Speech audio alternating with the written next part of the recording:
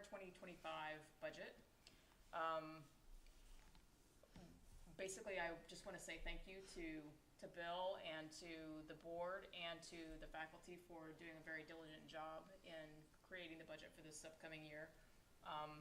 It was very succinct, and they did a really good job of keeping it in check, given the inflationary pressures that we're all feeling. So we all really appreciate that they did their due diligence in keeping that to a modest budget this year.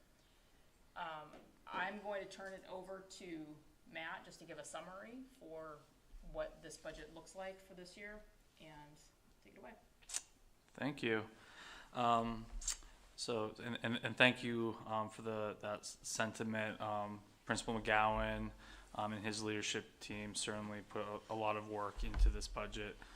We really tried to conduct a needs-based approach, where it's or zero-based approach, where we're not looking at last year's budget and adding a percentage. We're looking at every department, determining what our needs are for the next year. What books do we need to order? What curriculum? Cleaning supplies, and we have long-term plans in place and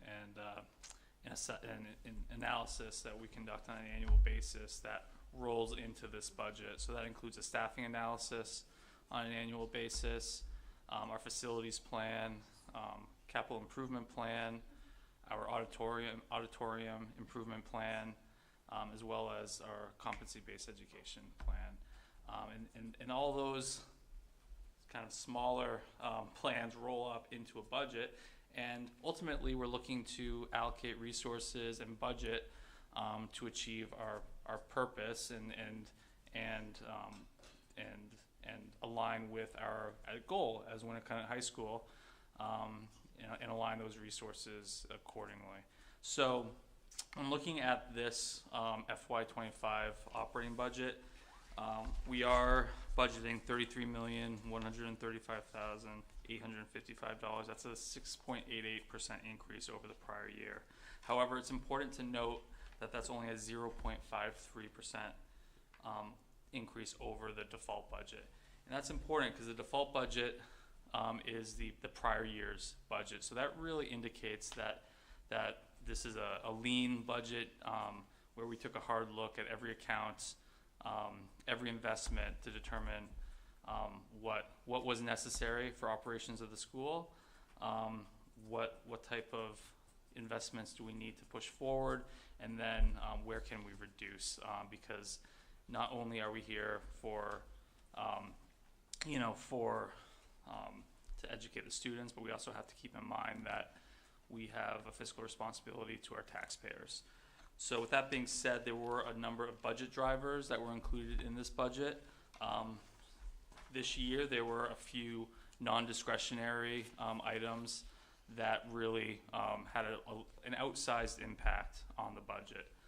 So that included cost escalation across the board. We've all seen how inflation has affected us at a personal level. We've all seen higher grocery bills, just the cost of living has increased dramatically, and the school is not immune to those inflationary environment. So we've seen increases across the board, whether it's supplies, books, equipment, food service, software, technology, any type of contracted services where labor is involved. There's been significant wage inflation as well. Additionally, we've seen some significant increases in special education costs. This is particularly in the tuition accounts where we send students to out-of-district placements, and that's based on student needs, and it's based on individualized or specialized services per student's IEP, their individualized educational plans, and that can be a volatile account, as we've seen over the last number of years, where services or student needs change. We may have students move or families move into the district, and we inherit those costs. Additionally, we did see transportation cost increases both on the special education and general education side, and we saw a very large health insurance premium rate increase this year, which is primarily based on claims history. So we are in a pool, so we do have a SAU-wide pool, and we're part of Health Trust, which is which does minimize some of those micro effects. So like individuals who have large medical costs, and we try to get a larger pool. However, we have seen some significant increases in our claims history. We were also transferring some grant funding to the operating budget. So we had invested in a 504 coordinator position that was funded via the ESSER grants, and that's being transitioned to the operating budget. We're investing in a alternative to suspension program. That's an alternative suspension inclusive program that we're partnering with Seacoast Youth Services, and we're looking to implement restorative practice, non-punitive ways to respond to student infractions, and hopefully that's going to reduce our future student suspension rates going forward. And finally, we do have an increase in our vocational program costs. So that's our partnership with SST to provide vocational schooling for our students. And we've seen both an increase in tuition, and on the plus side, we've seen an increase in participation, which is great because it's really a fantastic opportunity for our students. However, with that is additional cost. So on the flip side, we do look at where we can reduce costs, and we had to take a hard look this year with all of those costs, most of which were either legally mandated or contractual. We had to look at where we could potentially reduce, and we looked at every account where we could potentially defer investments, where we could reduce certain supplies and equipment accounts that may be more discretionary, but staffing was a piece of that equation. So we did restructure an administrative position. So we currently have an ELO director and a curriculum coordinator position, and we are proposing reducing or combining that position into a single administrative position. Additionally, we're reducing a business teacher position, a Spanish teacher position, a social studies position, and a night custodial position.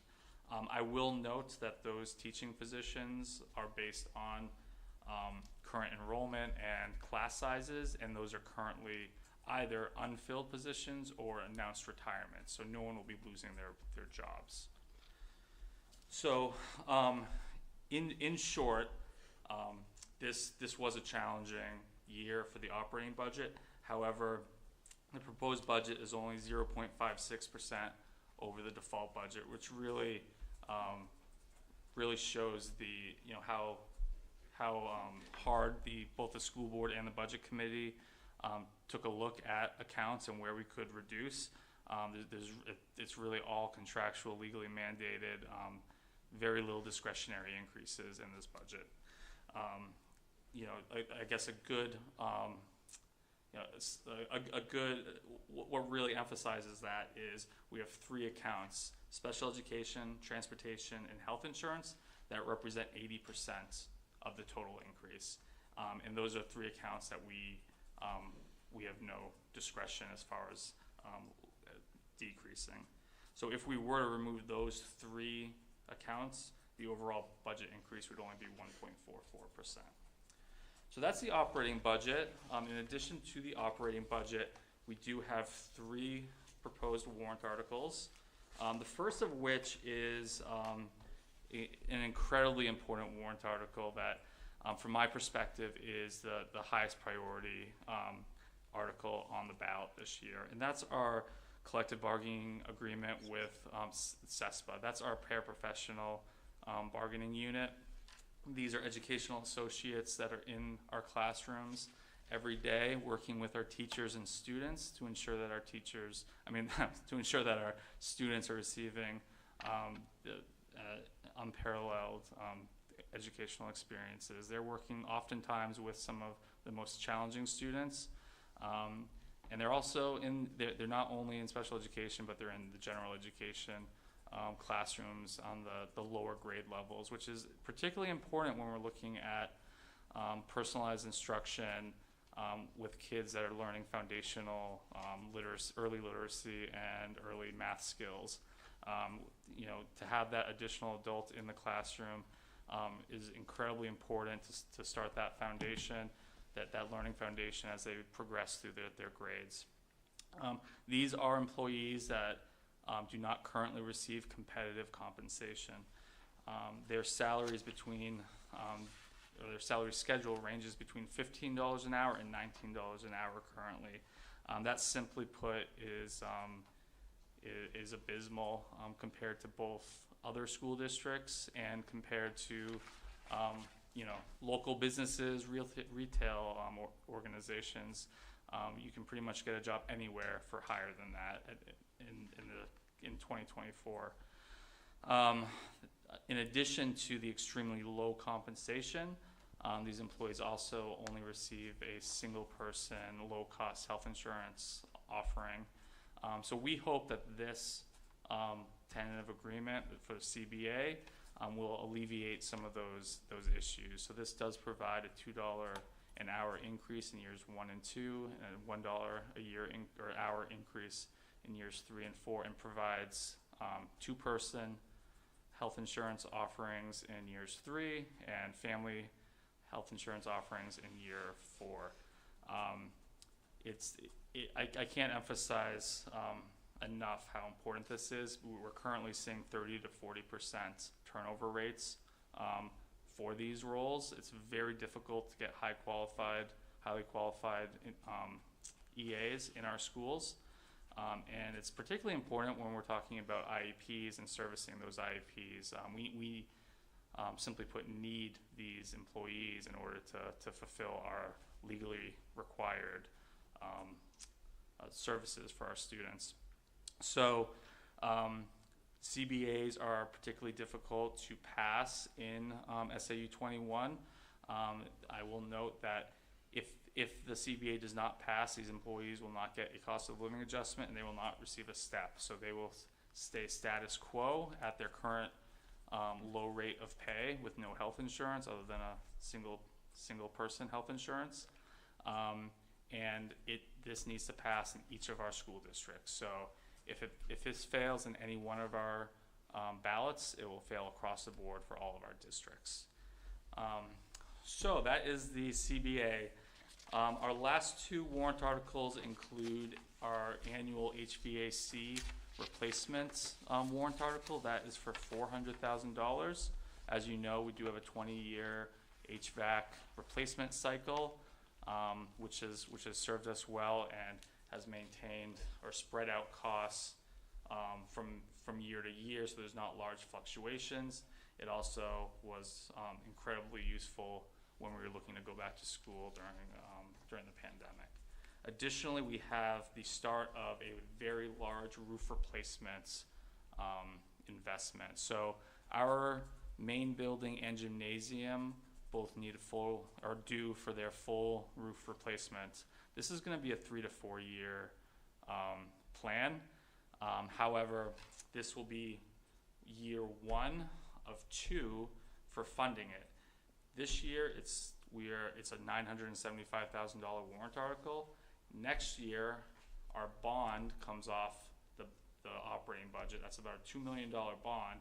So we'll be funding the remainder of the roof replacement project during next year's budget cycle as a warrant article.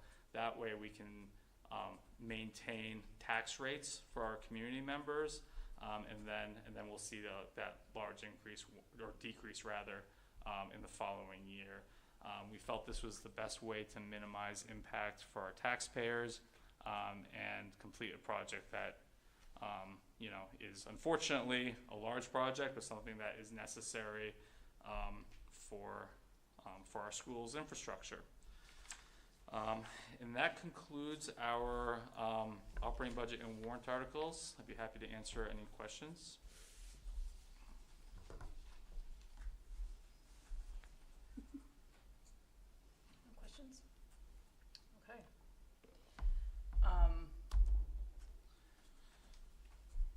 guess we can just open it to whomever wants to make a comment. But since there is no one here to make a comment, unless anyone here. I think as the board, we would just like to thank you for the support of the budget, and again, with, Bill and Matt, doing such a great job, but we appreciate the support from the budget committee also, so thank you from all of us. It was a good effort. Everybody did a good job this year. So you close the public hearing and then we proceed with the meeting. Okay. So we can adjourn from the public hearing portion of the meeting and open the budget committee meeting. I believe there are minutes to approve. Yes. That's it? Yes. We have the minutes from the December 11th, 2023. Do I have a motion to approve the minutes? So moved. I'll second. Okay. All in favor?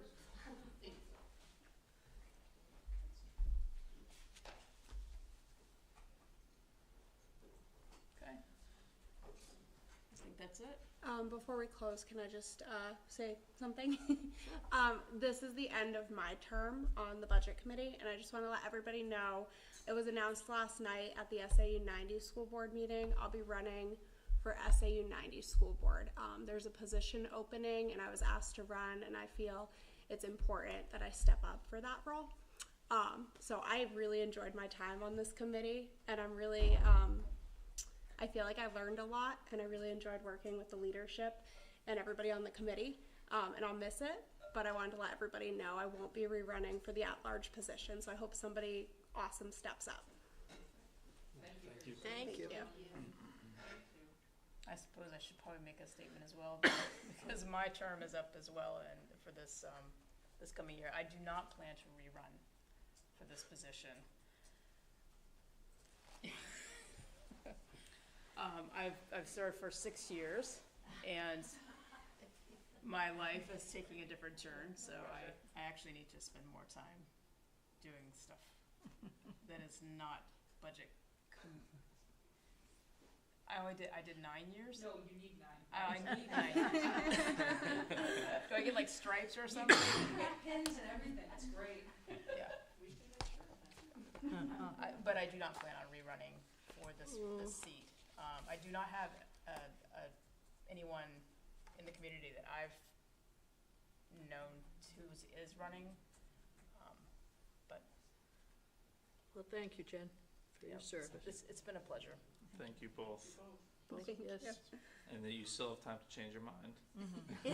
If you do have time to change your mind. I mean, I've kind of committed, but There's not a conflict, you can do both. that's true.